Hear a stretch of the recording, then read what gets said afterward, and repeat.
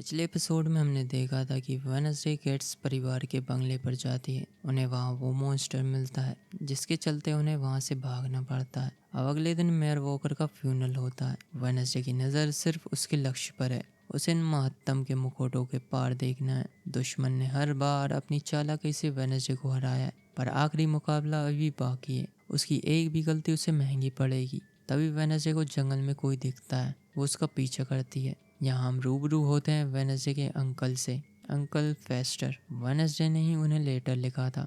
Uncle फेस्टर एक फरार शातिर चोर है। वो दोनों यूजीन के बी हाउस में आ जाते हैं। अंकल को थोड़ी प्राइवेसी चाहिए कुछ दिनों के लिए, क्योंकि पुलिस उनके पीछे लगी है। यहाँ हमें उस मॉन्स्टर के बारे में कुछ पता चलता है। वो कौन सी नस्ल का है। उसे हाइड कहते हैं। आउटकास्ट की किसी भी किताब में हाइड का जिक्र नहीं है, जबकि नेवरमोर के पास तो सबसे अच्छी कलेक्शन है। पर एक किताब है, या कहें डायरी, जिसमें दुनिया के हर आउटकास्ट के समूह की सूची मौजूद है। और वो डायरी मिलेगी नाइट शेड्स लाइब्रेरी के एक सीक्रेट लॉकर में। तो आज रात चलते हैं नाइट शेड्स लाइब्रेरी।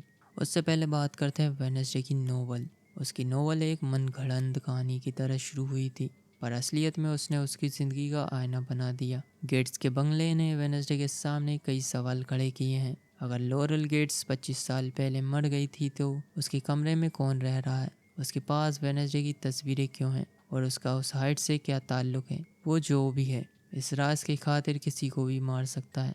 तभी इनिट का रूम में आना होता है। यह दिन में तीसरी बार है। उन दोनों की सुलह अभी तक नहीं हुई। अब चलते हैं वेनसडे के साथ नाइट शेड्स लाइब्रेरी। वहाँ ऑलरेडी जेवियर मौजूद होता है। वो भी यहाँ मॉन्स्टर के बारे में पता कर रहा था। उसने सब छान मारा, पर कुछ नहीं मिला। वेनसडे को तो हाइड होने का सबसे ज़्यादा शक जेवियर पर ही है, क्योंकि संयोग से हर घटना के वक्त जेवियर वहाँ मौजूद होता है और उसका आर्ट स्टूडियो हाइड की ड्राइंग से भरा हुआ है। सच क्या है वो समय आने पर पता चल ही जाएगा। अब जेवियर के जाने पर अंकल फेस्टर सामने आते हैं। यहाँ हमें थोड़ा थिंग और उनके बीच का प्यार देखने को मिलता है। बिना देरी करे थिंग अपने हाथों की सफाई दिखाता है। इस चीज़ में तो वो माहिर है। थिंग उस सिगरेट लॉकर का लॉक खोल देता है। वेनसडे को वो डायरी मिल चुकी थी जिसमें हाइड के बारे में लिखा था। हाइड एक आर्टिस्ट जैसा है, पर वो गुस्सैल भी है। म्यूटेशन से जन्मा हाइड तब तक शांत रहता है जब तक किसी दर्दनाक घटना या रासायनिक संचार से या हिप्नोसिस से उसे जगाया नहीं जाता। जैसे ही हाइड जागृत होता है, वो अपनी मुक्तिदाता से जुड़ जाता है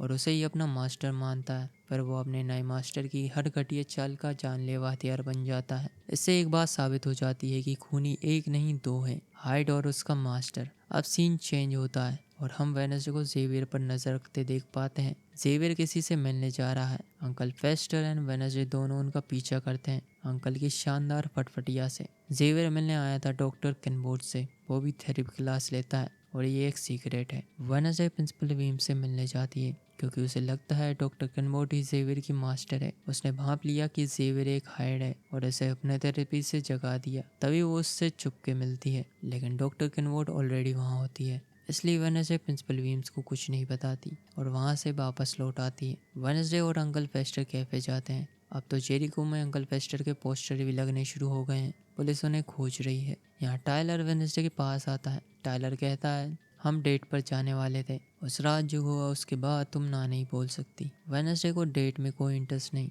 बट फिर भी उसे जाना पड़ेगा टाइलर का फ़ायदा उठाने की भरपाई के लिए। रात हो चुकी थी। रात को दोनों क्रैकस्टोन की गुफा में पहुंच जाते हैं। टाइलर ने वेनसडे को इम्प्रेस करने के लिए शानदार इंतजाम कर रखा था। दूसरी तरफ हम देखते हैं कि अंकल फेस्टर की फटफटिया पुलिस को मिल जाती है। सीन वापस आता है खूबसूरत रात पर। टाइलर वेनसडे को दोस्त से बढ़कर चाहता है। वेनसडे उसे समझाती है कि वो गलती कर रहा है। उसका इस रंगीन मिजाज से आज तक कोई ताल्लुक नहीं रहा। वो सिर्फ उसे चोट पहुंचा सकती है। टाइलर वेनसडे को किस करने के लिए आगे बढ़ता है। तभी वहाँ एंट्री होती है शेरिफ गैल्पिन की अपनी पुलिस टीम के साथ। पुलिस यहाँ इसलिए है क्योंकि कोई गायब है जिसे वो खोज रहे हैं। अब तो शेरिफ भी उन्हें देखकर नहीं चौंकते। फिर वो उन्हें घर जाने को कहकर वहाँ से चले जाते हैं। अब वेनसडे वापस नेवरमोर आ जाती है। जब वो अपने रूम में आती है, सब कुछ बिखरा पड़ा हुआ था। इस शो का सबसे हार्ट वार्मिंग मोमेंट, क्योंकि थिंग को किसी ने चाकू मार दिया था। वेनसडे जल्दी से थिंग को लेकर अंकल फेस्टर के पास जाती है।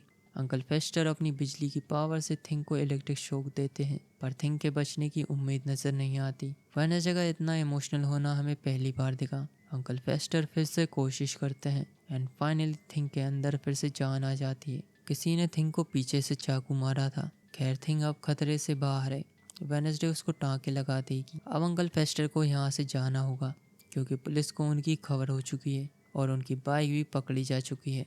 वेडनेसडे प्रिंसिपल वीम्स को इस घटना के बारे में बताती है और वो हाइड वाली डायरी भी चोरी हो चुकी है। इस समय मिस थॉर्नेल भी वहाँ मौजूद होती है। प्रिंसिपल वीम्स उन्हें जाने को कह देती है। वेडनेसडे प्रिंसिपल वीम्स को हाइड के बारे में बताती है। वो पहले से ही हाइड के बारे में जानती है।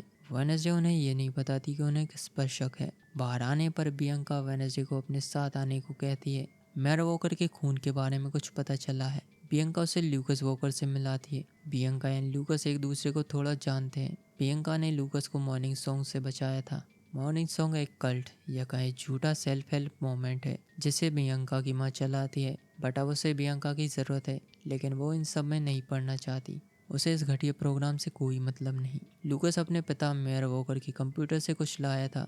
ऐसा लगता है वो किसी को ट्रैक कर रहे थे। Lauryl gets. आउटरीच डे के बाद से वो उन्हें ढूंढ रहे थे। रिपोर्ट्स के मुताबिक लॉरल गेट्स की मौत डूबने से हुई थी, पर उसकी बॉडी कभी नहीं मिली। लॉरल गेट्स ने अपना भेस बदलकर अपना पुराना घर खरीदा और जेरी को लौट आई, पर क्यों? उन सब का बदला लेने जिसके चलते उसकी फैमिली की बर्बाद हो गई। अब वेडनेसडे डॉक्टर किनबोर्ड से मिलने जाती है जिस पर उसे लॉरल गेट्स होने का शक है। एक के बाद एक वेडनेसडे डॉक्टर किनबोर्ड पर कई इल्ज़ाम लगाती है। डॉक्टर किनबोर्ड को कुछ समझ नहीं आता। अब वो वेडनेसडे को नहीं संभाल सकती। उसका इलाज अब उससे नहीं होगा। खेल खत्म लॉरल, ये कहकर वेडनेसडे वहाँ से चली जाती है।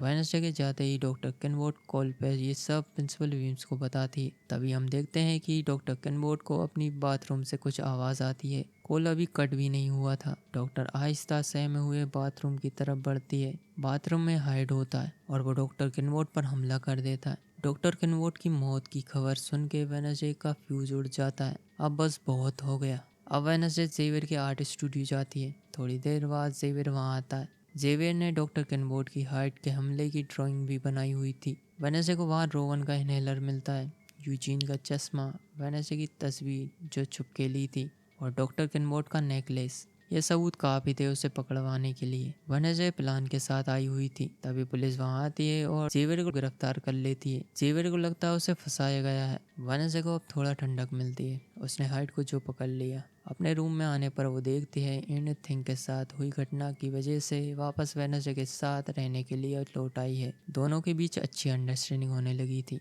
एनिथ को थिंग ने टाइलर के साथ डेट के बारे में बताया और आज टाइलर की लेट शिफ्ट है। अब वेडनेसडे फिर से कुछ बातों के बारे में दोबारा सोचती है, किस पर भरोसा करे। पहली की कोई तो कड़ी है जो उससे छूट रही है। वेडनेसडे टाइलर से मिलने जाती है। उनके डेट में जो कमी रह गई थी वेडनेसडे उसे पूरी करती है। वेडनेसडे टाइलर को किस करती है जैसा कि उसे उम्मीद थी।